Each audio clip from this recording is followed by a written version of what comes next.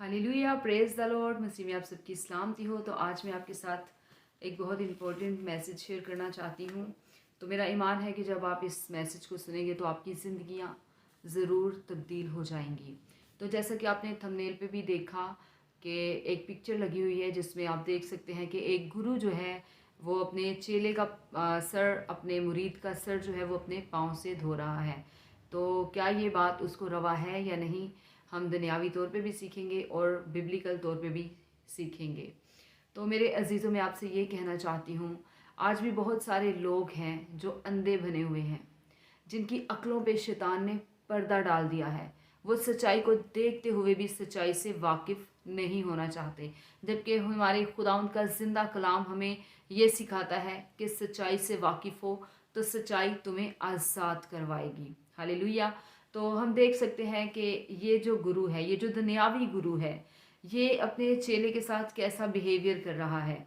ये उसका सर जो है वो अपने पाँव से धो रहा है और अपने आप को ये क्या दिखाने की कोशिश कर रहा है, ये अपने आप को बड़ा दिखाने की कोशिश कर रहा है, अपने आप को ऊंचा दिखाने की कोशिश कर रहा है। और जिसका सर वो अपने पाँव से धो रहा है उसको वो ये जाहिर करवा रहा है कि वो उससे छोटा है।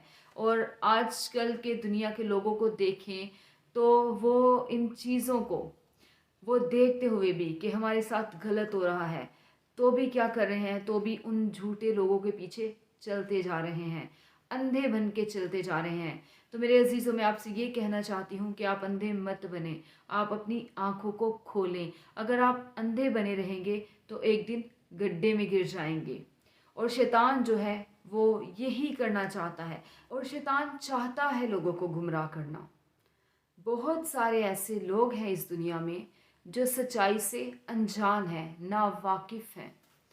तो जो पिक्चर मैंने थंबनेल पे लगाई है वहाँ पे आप देख सकते हैं कि एक गुरु है जो अपने चेले का सर, अपने शागिर्द का सर अपने पाँव से धो रहा है। मैं आपका ध्यान जो है वो इस बात की तरफ लाना चाहती हूँ कि ये एक इंसान है, इस दुनिया का शख्स है। ये गुरु कोई खुदा नहीं है, ये इंसान है। तो ये क्या कर रहा है, ये अपने शागिर्द का सर जो है वो अपने पाँव से धो रहा है। और ये है दुनियावी गुरु जो अपने आप को तो ऊंचा दिखा रहा है लेकिन अपने चेले को नीचा दिखा रहा है, उसे छोटा दिखा रहा है। ये इस बात को जता रहा है कि वो गुरु है, उसका ओहदा बड़ा है। लेकिन एक दूसरा गुरु है जो एक मिसाल कायम करता है। वो अपने शागिर्दों के पांव धो के मिसाल कायम करता है। वो उनके पांव को अपनी कमर से बंधे हुए रुमाल से साफ करके एक मिसाल कायम करता है और वो बताता है कि गुरु कैसा होना चाहिए। हम उस गुरु के बारे में भी सीखेंगे, लेकिन हम दुनियावी गुरु के बारे में बात करेंगे कि ये जो दुनिया के गुरु होते हैं ये अपने शागिर्दों से अपनी खिदमत भी करवाते हैं, अपने चेलों से अपनी खिदमत भी करवाते हैं, उनसे अपने पाँव भी धुलवाते हैं, उनसे अपने कपड़े भी धुलवाते हैं, उनसे पैसे भी लेते हैं, उनसे बहुत सारी चीज़ें लेते हैं। लेकिन उसके बावजूद भी वो अपने शागिर्दों के साथ, अपने चेलों के साथ ये सलूक करते हैं। लेकिन एक और गुरु है जो आसमानी है। वो कहता है कि इब्ने आदम इसलिए नहीं आया कि वो खिदमत ले, बल्कि वो इसलिए आया कि वो खिदमत करे। और उसने ना ये बात सिर्फ कही बल्कि उसने ये बात की भी। जो उसने बात अपने मुंह से कही उसने इस बात को पूरा भी किया। एक और गुरु भी है, एक और उस्ताद भी है, और वो गुरु है जो बादशाहों का बादशाह, खुदावंदों का खुदा, राजाओं का राजा, हमारा जिंदा खुदावंद यीशु मसीह। अगर हम बाइबल में से यूहन्ना की किताब उसका 13 बाब और उसकी 5 आयत पढ़ें तो वहाँ लिखा है, इसके बाद बर्तन में पानी डालकर शागिर्दों के पांव धोए और जो रुमाल कमर में बंधा था उससे पूछने शुरू किए। तो यहाँ पे अगर हम खुदावंद यीशु मसीह के बारे में पढ़ें, जो हमारा ज़िंदा खुदा है, जो इस दुनिया में इंसान बन के आया और इंसानों के बीच में रहा। हमारे खुदावंद यीशु मसीह के भी बहुत सारे शागिर्द थे, बहुत सारे लोग उसको फॉलो करते थे, लेकिन खुदावंद यीशु मसीह ने अपने शागिर्दों की खिदमत की और एक नमूना पेश किया। हमारे खुदावंद यीशु मसीह ने हमें बताया, हमें सिखाया, हमें सही रास्ता बताया कि एक उस्ताद को कैसा होना चाहिए, एक गुरु को कैसा होना चाहिए। वो जो खुदावंदों का खुदा है, वो जब इंसानों के बीच में इंसान बन के रहा तो उसने अपने शागिर्दों के पाँव धोए, उसने अपने हाथों से अपने शागिर्दों के पाँव धोए, और जो रुमाल खुदावंद यीशु मसीह की कमर पे बंधा था उस रुमाल से उसने अपने शागिर्दों के पाँव को साफ किया। अगर हम यहाँ पे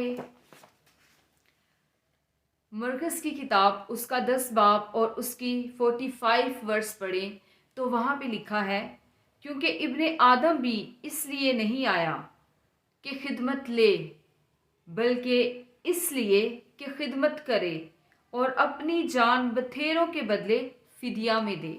हालेलुया।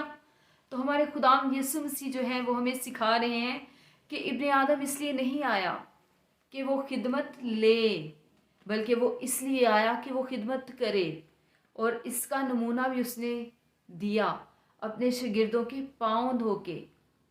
उन्होंने अपने शागिर्दों की खिदमत की, उनके पाँव धोए। खुदा होके उसने अपने आप को छोटा बना दिया। वो इसलिए बना दिया क्योंकि आगे जब हम पढ़ते हैं यूहन्ना की अंजील उसका 13 बाब और उसकी 14 आयत में, तो वहाँ हमें मिलता है पढ़ने को, बस जब मुझ खुदावंद और उस्ताद ने तुम्हारे पाँव धोए तो तुम पर भी फ़र्ज़ है कि एक दूसरे के पाँव धोया करो। हालेलुया। तो खुदावंद हमें यहाँ पे बताना चाहते हैं, वो हमें बता रहे हैं, और हमारे ज़िंदा खुदावंद यीशु मसीह ने हमसे कहा कि जब मैंने खुदावंद होके, मैंने उस्ताद होके तुम्हारे पाँव धोए हैं तो तुम पे भी फ़र्ज़ है कि एक दूसरे के पाँव धो। मतलब कि ये बात उन्होंने हम पे फ़र्ज़ कर दी है कि हमारा भी फ़र्ज़ है कि हम एक दूसरे के पाँव धोएं। और आगे वो कहते हैं कि मैंने ये नमूना पेश किया है तुम्हारे सामने। उन्होंने ये खिदमत करके ये नमूना पेश किया है और हमें बताया है कि जैसा मैंने तुम्हारे साथ किया है तुम भी एक दूसरे के साथ ऐसा ही करो। हालेलुया। तो ये है सही टीचिंग। तो मेरा आप सब के लिए यही मैसेज है और उन तमाम लोगों के लिए भी यही मैसेज है कि जो लोग ऐसे झूठे लोगों के पीछे भागते फिरते हैं। अक्सर जब मेरी ऐसी ख़वातीन से बातचीत होती है जो कि पीरों फ़कीरों के पास जाती हैं और ये धागे तावीज़ लेके आती हैं, तो मैं उनको ये बोलती हूँ कि जो धागा यहाँ अपनी कलाई पे या पैर पे आप लोग बांध देते हैं, उस धागे को कैंची लेके हम काट सकते हैं। तो जो धागा है वो जब अपनी हिफाजत खुद नहीं कर सकता तो वो आपकी हिफाजत कहाँ से करेगा। जो धागा अपने आप को नहीं बचा पाया वो आपको कहाँ से बचाएगा। तो ऐसे ही हमें हमेशा इबादत जो है वो अपने आसमानी बाप की करनी चाहिए, हमेशा उसे फॉलो करना चाहिए और उसकी इस किताब को फॉलो करना चाहिए, जिस किताब में उसके मुंह की बातें हैं, उसके इल्हाम की बातें हैं, क्योंकि खुदावंद ने अपना ये कलाम हमारी नसीहत के वास्ते हमारी ज़िंदगी में दिया है। हालेलुया।